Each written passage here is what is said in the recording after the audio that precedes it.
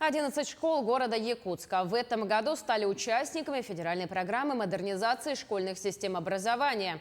Так, учреждения пройдут капитальный ремонт, и уже в сентябре школьники переступят порог обновленных школ. С подробностями Саргалана Неустроева.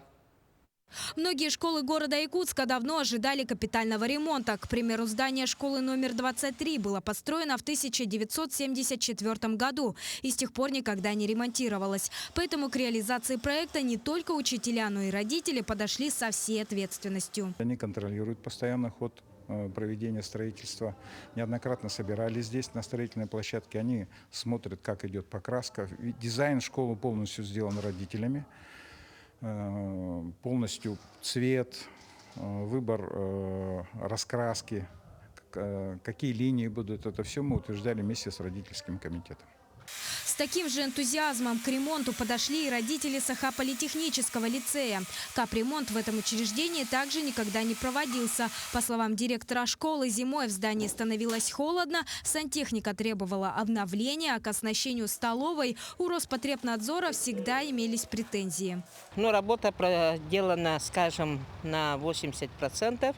Но мы надеемся, что к 20 августу или к 15 августу как-то завершающий итог подвести, и чтобы дети все равно 1 сентября достойно пришли на 1 сентября.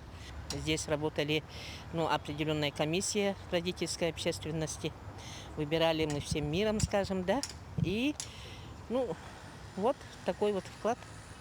А между тем, программа модернизации школьных систем образования комплексная и подразумевает не только проведение капитального ремонта, но и оснащение современным оборудованием, мебелью, учебниками, а также повышение квалификации учителей и педагогических работников. Около миллиарда рублей федеральных средств привлечено, и также 100 миллионов рублей, порядка 100 миллионов рублей из местного бюджета, которые направлены и на закупку оборудования, мебели, на программу по антитеррору, ограждение, видеосигнализации и так далее.